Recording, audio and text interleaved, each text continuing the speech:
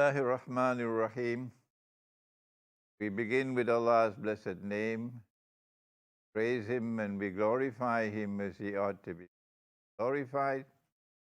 And we pray for peace and for blessings on all His noble messengers, and in particular on the last of them all, the blessed Prophet Muhammad, sallallahu ta'ala alayhi wa sallam, as we greet you from the studios of the Islamic Broadcasting Network here in my beautiful Caribbean island of Trinidad, with Assalamu alaikum wa rahmatullahi wa barakatuh, wherever you may be in the world, and also here in Trinidad.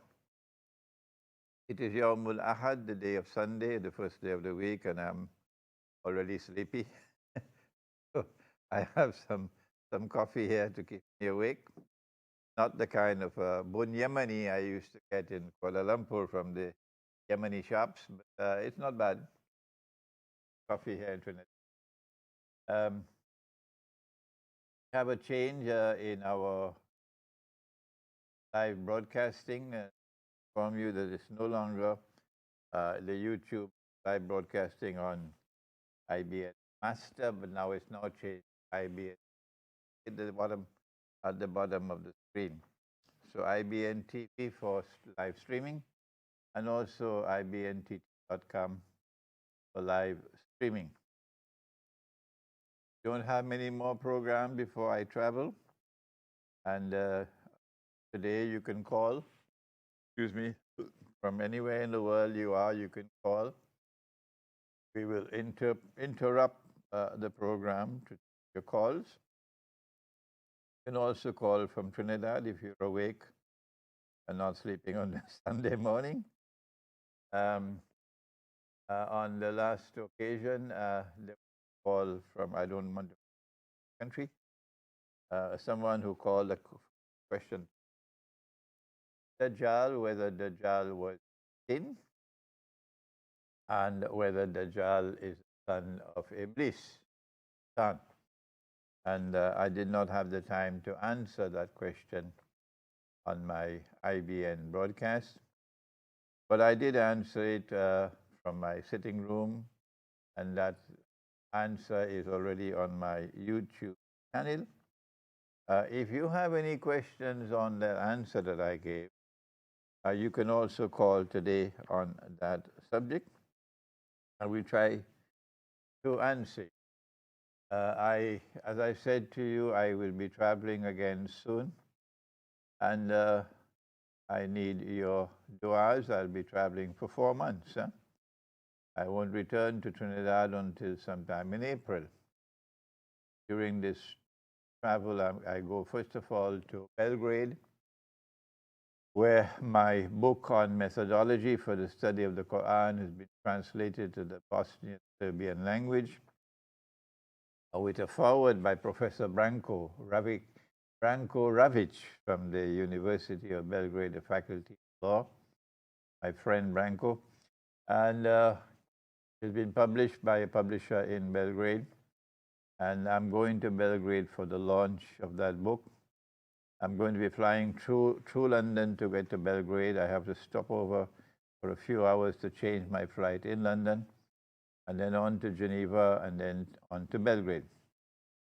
And during this travel, I will also visit Pakistan, inshallah, and sometime at the end of December, early January, into Britain.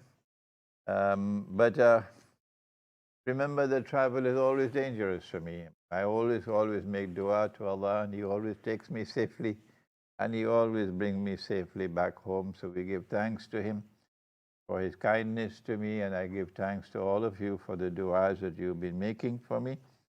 But if anything happens to me when I'm in travel, then I don't want you to do anything more than simply make dua. That is all. If anything were to happen to me during travels, I don't want you to do anything more for me other than to simply make dua. That's all. I have some sad news. I grew up in a village in Trinidad called St. Thomas Village, named perhaps after St. Thomas Aquinas, the Christian theologian. Thomas Aquinas. I studied him for my PhD, for my master's degree in philosophy. Yeah. So I grew up in a village in town of Chaguanas, outside of the town of Chaguanas, called St. Thomas. Half of the town was African and half was Indian. And most of the Indians were Muslims. And it's probably just about less than 200 homes in that village. So everybody knew everybody else. We lived like a family. And I always go back to that village. My heart is there in that little village, St. Thomas village in Chaguanas, sometimes called Boot Hill. The cemetery is there, and the government school was there for 75 years until it was broken down. And my family was located in that village for more than 100 years now, 100-something years now. My great-grandfather, my grandfather, my father. And I grew up in that village, and there were my friends with whom I played cricket, and I played table tennis, and I played other games. We grew up together as children and as teenagers. And as I go back to the village, less and less remain of those friends. They're all going away from the world until there are very few left now. And there was one who had a stroke a few years ago. His name was Vernon Brown.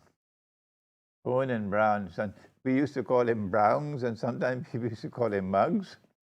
And as a child, he and I were playing together and so on. We had a love for each other. He's Christian, I'm Muslim, but we grew up as brothers. And since he had the stroke, I went to visit him more frequently. He's on bedridden. And every few months I'll go to visit him, yes. And the last time was during Ramadan. I took my brother with me, and I took another friend with me. And it was on the 27th of Ramadan, yes. The 27th night of Ramadan, I'd gone to the village masjid. And I sat on the bed with Vernon Brown, and I held his hands, and I talked to him and made him feel nice, and made dua for him that Allah might give him shifa, not knowing that this was going to be the last time. And I went back a few days ago to the home to visit him, and his wife came to the gate to open the gate for me with a very sad look on her face, and she said, "I have sad news for you." I said, "What?" "He died." "Yes. He died 3 months ago. I knew nothing about it. I went to visit my friend, and I'd have to go." His daughter went with me to the cemetery for me to visit him in the cemetery. And I found to my surprise that his grave is just a few yards away from my father, my grandmother and my mother's grave, my grandfather's grave and my mother's grave. So Vernon Brown, my dear friend and brother, goodbye to you. And I miss you. I have to make mention today that this is how we lived. This is how we lived. The Indian and the African, the Muslim and the Christian, we lived as brothers. When he dies, it's like a piece of me is gone from this world. And since the Prophet, Allah's blessings be upon him, performed the Salatul Janazah for a Christian king, the Negus of Abyssinia, so too did I go to the grave of Vernon Brown a few days ago, and I made dua for him that Allah might have mercy on his soul. How many more are there left in that, my hometown, my little village? Very few. We now turn to today. It is the month of Rabiul Awal, and the first Jummah of Rabiul Awal is already gone. And we are, yes, on the brink of a pit of fire. That's where the world is now located. Shafa hufrati minan nar, on the brink of a pit of fire, for those who can see. But Dajjal, the false Messiah, is using all kinds of diversionary tactics to divert our attention from the massive, monstrous change which is about to overtake the world. We have spent a long time, or months now, we've been spending on cryptocurrencies, on digital and electronic money. And this is by far the most dangerous of all changes about to overtake the world. More dangerous than nuclear war. Oh, yes. Nuclear war will simply kill a lot of people. That's all. Lots and lots of mankind will vanish in nuclear war. But cryptocurrency, that's slavery. That is slavery. And we are on the brink of the pit of fire now. I have said to you, my estimate is that we probably don't have more than a year or 2 years left with paper money. And then there'll be no more anonymous transactions. With paper money, you could still have an anonymous transaction, yes, not recorded. There's no trail. But not anymore with cryptocurrencies and with electronic and digital money. It's slavery that's coming. And I have appealed to you, kindly, kindly, kindly, if you have any integrity in you, if you have love in your heart for the truth which has come from Allah, all through history, if you have love in your heart for Nabi Muhammad alayhi salatu wasalam in this, the month of Rabiul Awal, then kindly go to your Imam, go to your Maulana, go to your Sheikh, go to your Mufti. I don't know what else to do. Go to them and ask them. Ask them kindly, ask them softly, ask them earnestly. Tell us, please, while still there is time for you to answer. Tell us, is this money which is coming, cryptocurrencies, electronic money, digital money, virtual money, is it halal or is it haram? Is it makruh? Should we just avoid it? We do not want an answer from you just by word of mouth. We want something in writing. We want something in the form of a legal opinion, or it's called a fatwa. We want it. Go and ask them for a fatwa. Go to your Darul Ulum and ask them, kindly give us a fatwa on this money which is coming. Bitcoins that Malaysia has now legalized.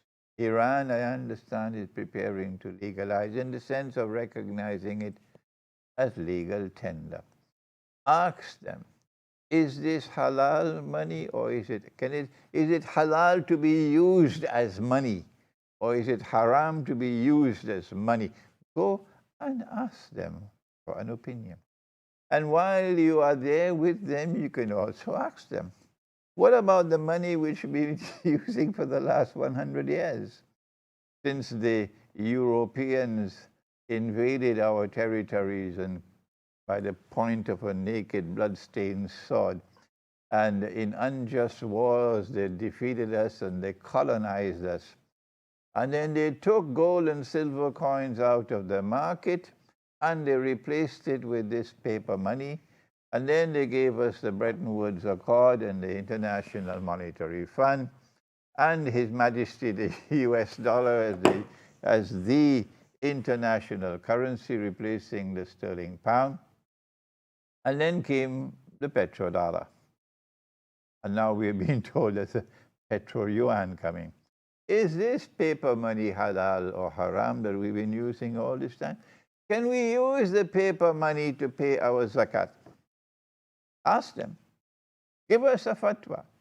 Can we use the paper money for buying and selling? Is it halal or is it haram? We want an answer. Can we use the paper money to pay the meher when we get married? Can we use the paper money to perform the hajj? Can we use the paper money to build a masjid in which we'll perform our salat? I'm asking you, 100 years ago, our scholars of Islam were doing that favorite pastime called, in French, faire dodo. We still use the term in Trinidad. Faire dodo means to fall asleep, to sleep. 100 years ago, there were very few scholars of Islam who stood up to declare that the paper money monetary system that was coming out of Western Europe was bogus and haram. Very few. But the established scholars, the establishment, they betrayed us. And they gave us this paper money. That's what they did 100 years ago.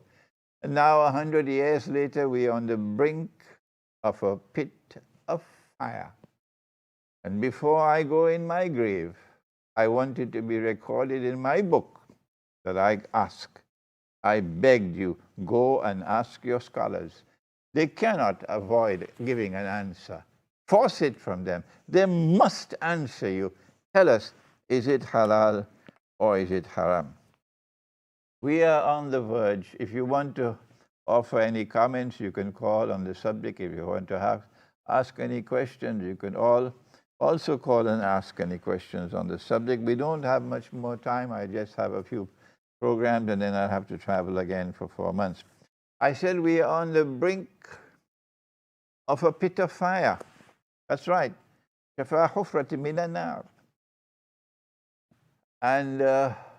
the crown prince or the schoolboy, who is now poised to take over as king of Saudi Arabia, Mohammed bin Salman, who seems to have been groomed for this role, trained for this role by the same people who trained that prince who went and killed King Faisal. This crown prince is provoking Sunni-Syiah civil war in the house of Islam. They are lusting for Sunni-Syiah civil war. For some time now, they've been trying all they can. They're waging war on Yemen because they're saying they're waging war on the Shia in Yemen. They struggle in Syria, they struggle in Iraq, they struggle with ISIS to try to provoke Sunni-Shia civil war. So far, nothing has worked. But now there are signs that perhaps they're reaching a stage of desperation. And something might happen, something big might happen to provoke Sunni-Shia civil war in the house of Islam. My students and myself, we are, on the other hand, we are conforming with the command of Allah in the Quran. Listen to His command. In this month of Rabiul Awal, when there are those with boxing gloves in their hands, waging boxing matches against their brother Muslims. In this month of Rabiul Awal, take off your boxing gloves and listen to the Quran. Allah says in the Quran, it's a command. It's a command. And the command is directed to all Muslims. All Muslims. He says, وَاعْتَسِمْ بَعْدَ أَعُوذُ بِاللَّهِ مِنَ الشَّيْطَانِ الرَّجِيمِ وَاعْتَسِمُوا بِحَبْلِ اللَّهِ جَمِيعًا وَلَا تَفَرَّقُوا. Hold on, all of you. Hold on, all of you together. Hold on to the rope of Allah, which is the Quran. And He who is sent to teach the Quran. Hold on, all of you, to the rope of Allah and do not be disunited. Whether you are on this side of the fence with your boxing gloves in Rabiul Awal, or you're on the other side of the fence with your boxing gloves in Rabiul Awal, I'm talking to both of you. Take it off. Take off those boxing gloves and listen to the command of Allah. وَاعْتَسِمُوا بِحَبْلِ اللَّهِ جَمِيعًا وَلَا تَفَرَّقُوا. Shame on you. Shame on you for your boxing gloves. Fighting with your brother Muslims over peanuts. Hold on to the rope of Allah and do not be disunited. And if you violate this command, you got a surprise waiting for you in the grave, because you violated Allah's command. So now we are struggling because we don't say of the Shia that they are kuffar. Not at all. We do not agree with the Shia. We believe that they are misguided in their view that Allah is the one who appoints all the khulafa who succeed Nabi Muhammad ﷺ as leaders, and they call them imams. And we differ with them when they dismiss Abu Bakr Siddiq as a usurper. And we differ with them when they dismiss Omar Farooq alayhi salam as a usurper. That's a grave charge. That's a very grave charge. And we differ with them when they say of Umar, Usman radiallahu ta'ala anhu, he's a usurper, hijacking the leadership from the one who is divinely appointed. We differ with them on that subject, with their theory of the imamate. And we have said that if you have a theory of imamate, that Allah has done this, Allah has chosen that the succession must be from the Ahlul Bayt, it must be in the Quran and not in the mutashabihat. Because if you interpret an ayah mutashabiha of the Quran, you must say Allah knows best. I can be right or I can be wrong. You can't build a belief system on that. I can be right or I can be wrong. Come on, wake up. It has to be in the ayat muhkamat. If it's not there in the ayat of muhkamat, you cannot declare that this is a part of the belief system of Islam. So we differ with the Shia on that issue, but we don't say they are kuffar. You say they are kuffar, then you'll have to answer in the grave if you are wrong.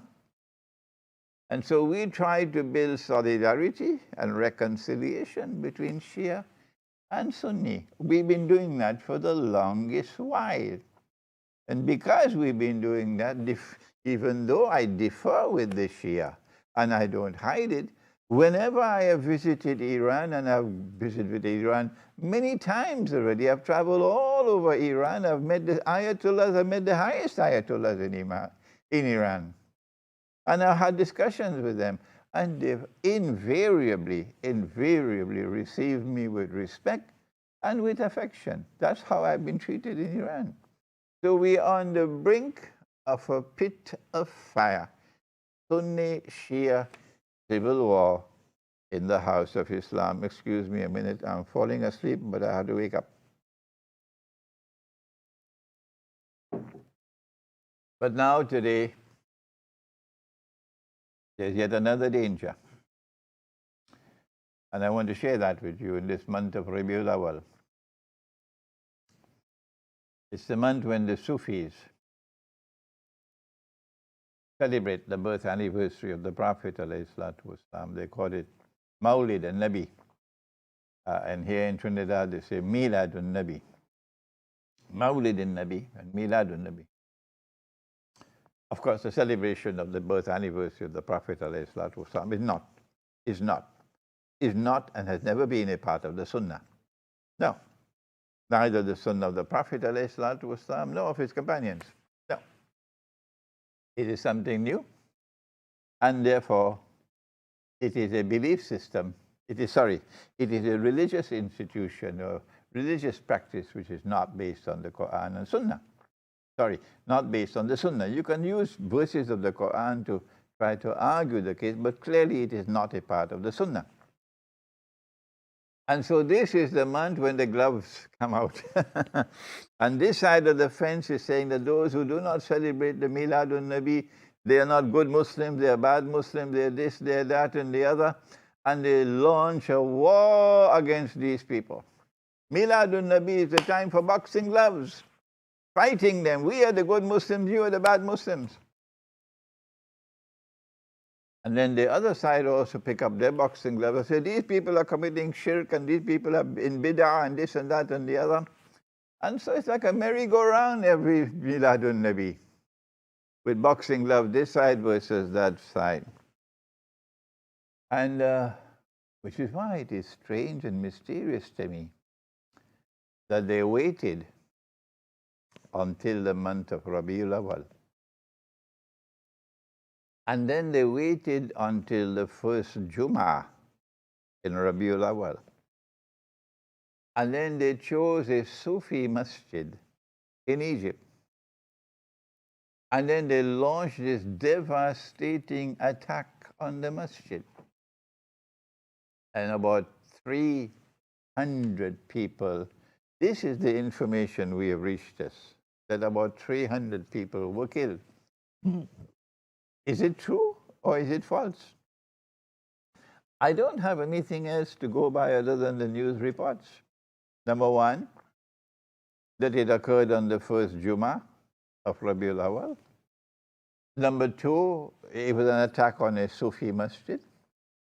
Number three, that more than 300 people were killed. This is the news which has reached me, and that doubtless has reached you as well. We don't know how true it is.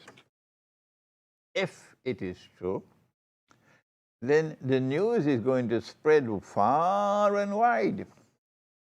And then we have to ask ourselves, well, who did it? Why did they do it? And why did they choose this particular moment to do it? The first question, who did it? The answer that is supposed to come, that we are expected to give, is that the Salafis did it. That's the answer we are expected to give. That the ISIS people, the Wahhabis and the Salafis, lump them all together. These people who declare that the Sufis are committing shirk and committing this and committing that, and they oppose the celebration of Miladun Nabi and so on. These people are not only with boxing gloves now, they pick up guns. That's the answer we are supposed to give. I am not giving that answer because I don't know who did it. I don't know if there was some intelligence agency at work involved in this planning it. Number two, why did they choose a Sufi masjid? Answer, it will appear to me that the reason why they chose a Sufi masjid and they chose the first Jummah in Rabiul Awal is to provoke Sufi-Salafi civil war in the House of Islam. I am a political analyst, and I am therefore analyzing with the tools with which I've been trained to analyze. And why did they choose this particular time? Number one, the month of Rabiul Awal. Number two, are you listening to me in Egypt? Number two, the first Jummah in Rabiul Awal, not the second, is because they want to maximize the impact of this attack, this terrorist attack, maximize its impact.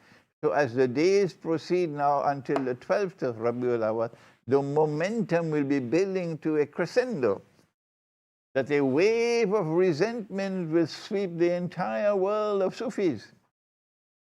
And the Sufis are popular all over the world. You have Sufi movements all over the world.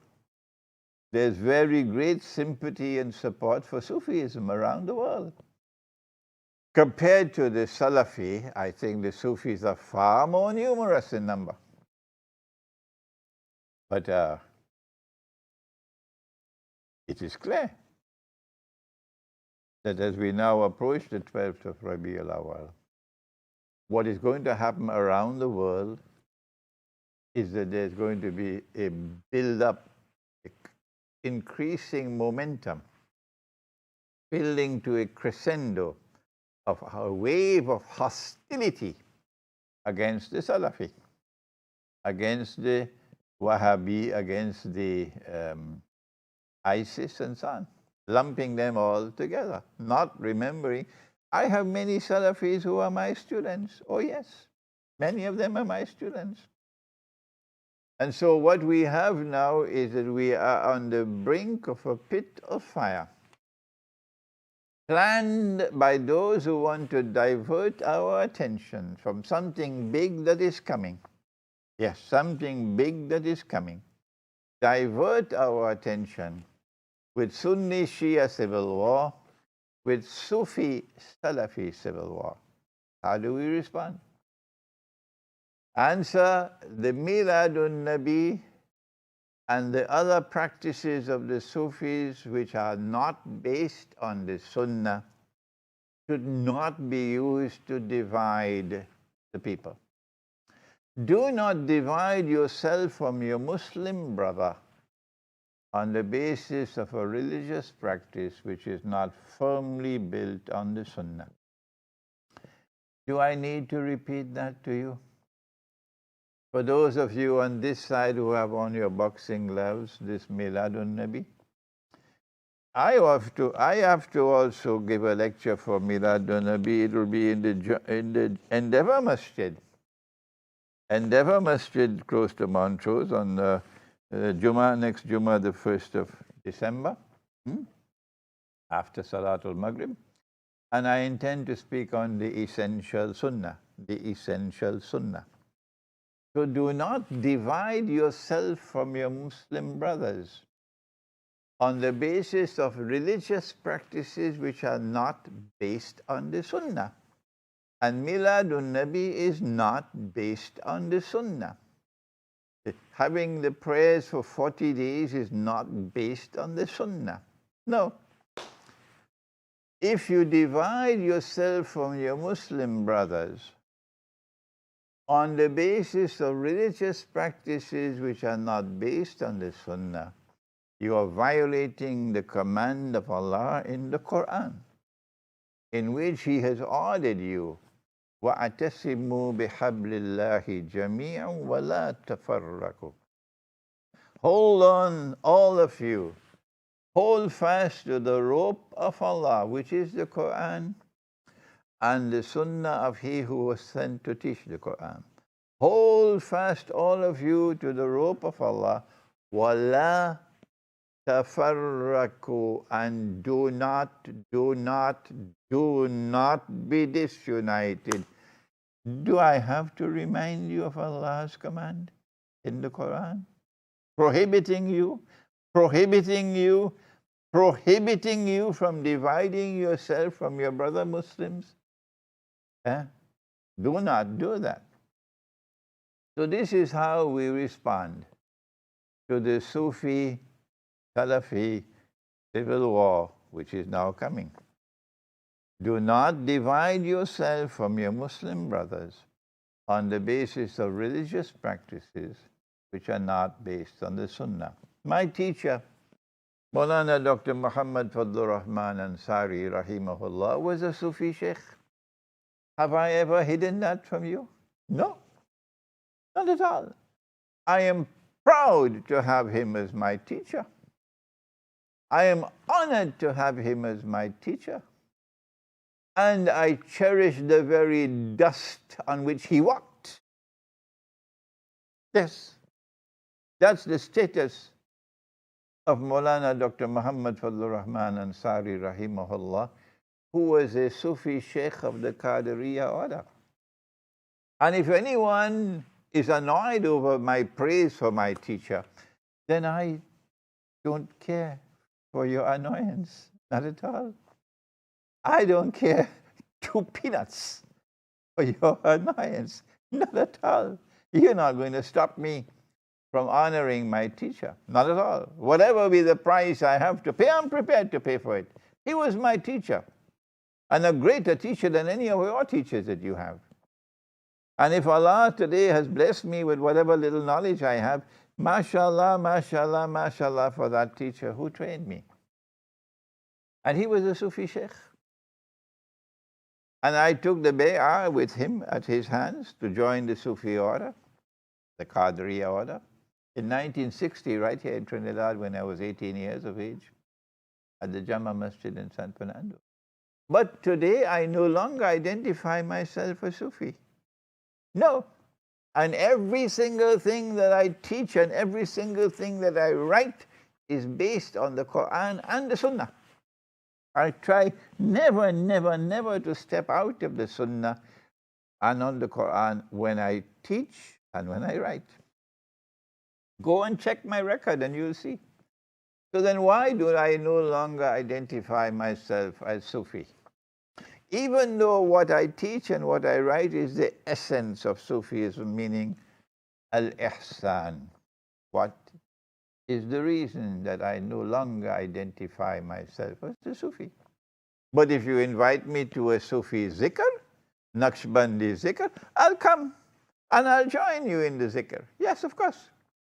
If you have a Sufi gathering and you invite me, I'll come and I'll join you in your Sufi gathering. And if anyone is annoyed with me for that, I don't care 2 peanuts. No, I don't care two peanuts for your annoyance. There are many other scholars and teachers. Go find someone else. Leave me alone.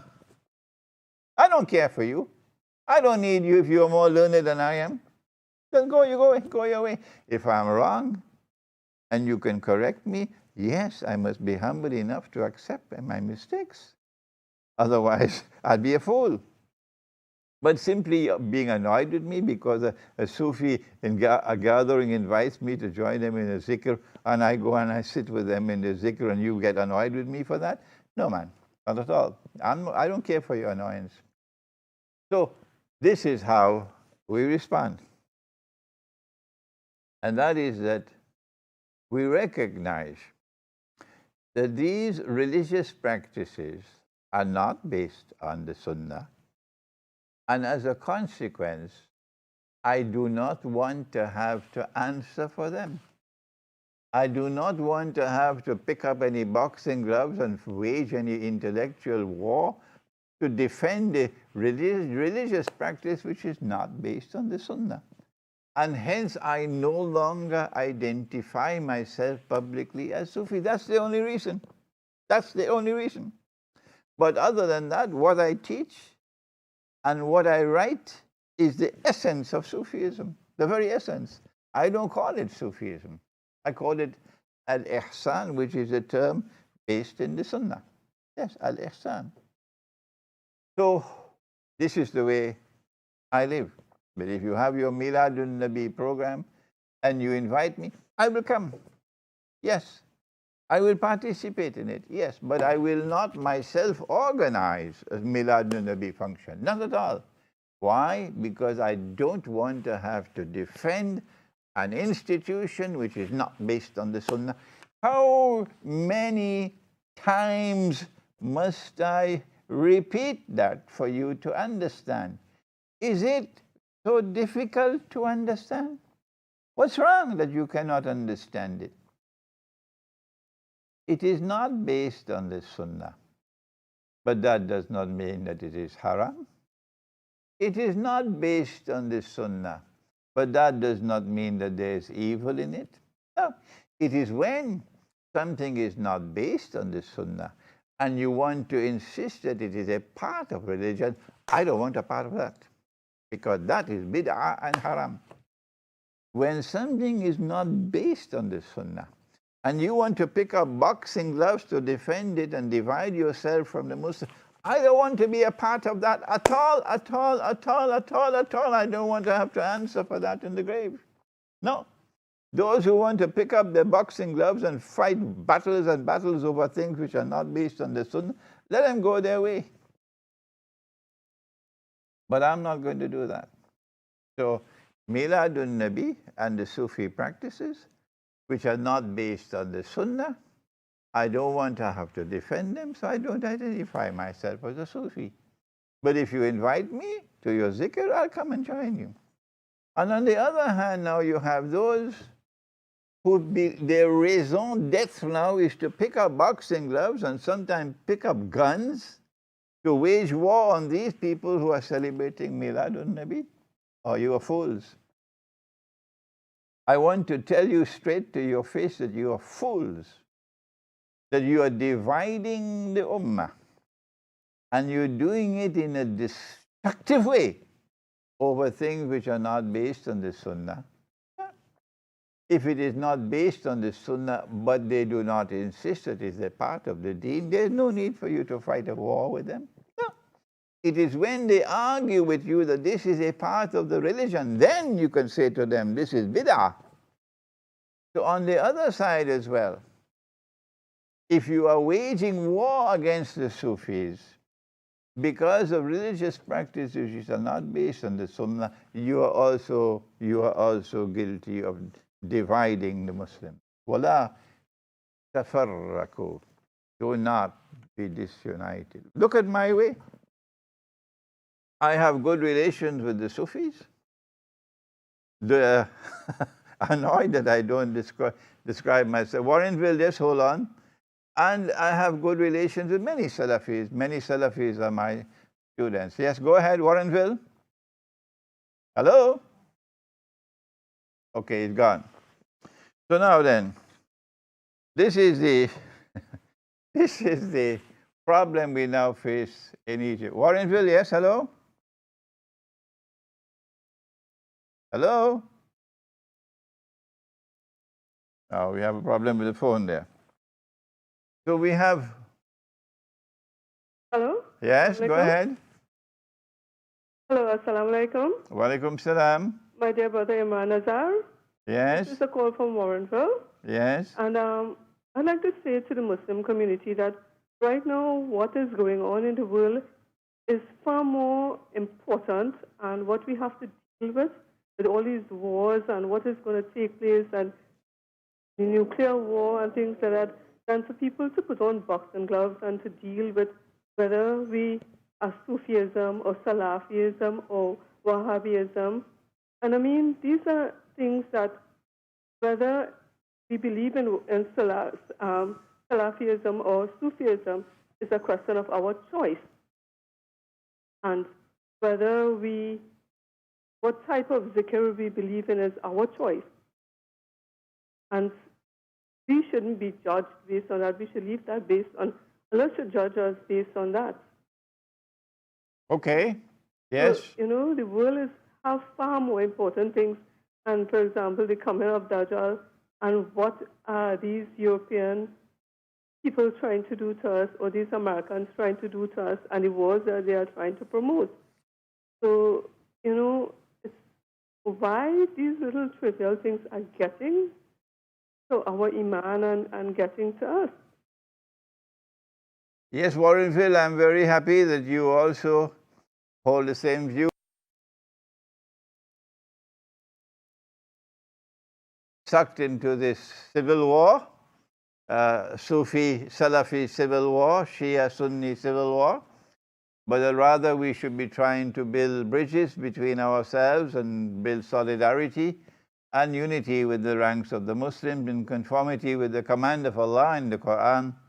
وَاعْتَسِمُوا بِحَبْلِ اللَّهِ جَمِيعًا وَلَا تَفَرَّقُوا. Hold on to the book of Allah, hold on to the sunnah of the Prophet ﷺ. And for things which... we are falling into their hands, we are falling into their trap. That's right, they're setting a trap for us in Egypt. And as the days approach now for the 12th of Rabiul Awal, what happened in Egypt is going to spread all over the world, and there'll be increasing hatred and hostility from both sides to each other. And we're on the brink of a pit of fire that is Sunni-Shia civil war, and now Sufi-Salafi civil war in the house of Islam. And these are essentially craftily designed diversions to divert our attention for something tremendously destructive, exactly, which is around the corner. Why doesn't we as Muslims open our eyes and see these things? Well, I'm happy. I'm very happy that you're using the term open your eyes. Okay, we have a call from Canada. Can I take it, please? Thank you, Warrenville. Hello? Hello, Sheikh Imran Hosein. May Allah bless you. Assalamu alaikum, brother. How are you? Not bad, not bad. My friend, I had a question. It's kind of a double question. I'll try and make it fast. It's about Surah Kaf in the Quran. Do you mind? Yeah, speak a little slower. Yeah, go ahead. Surah Al-Kaf of the Quran. Okay, so I'm going to read you my book, which is the Suni-Syiah International Quran. Slower. It's in English. Speak a little slower for me. Go ahead, yeah. Okay, and Allah says, and had you been present, you would see the sun when it rose, inclining away from their cave on the right.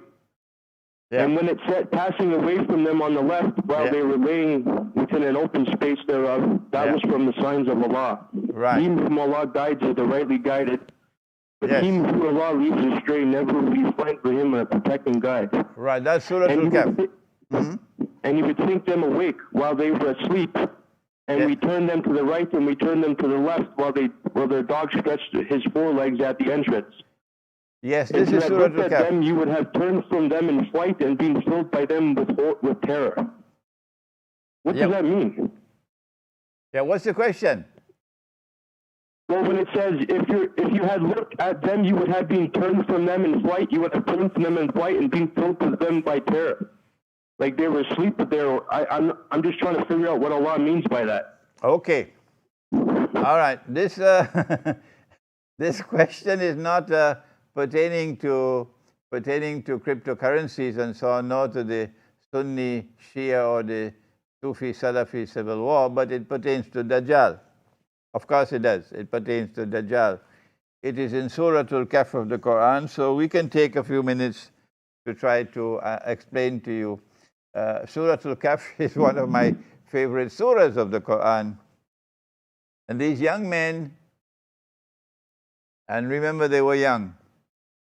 The Quran is directing attention in the end time to the strategic role to be played by the young.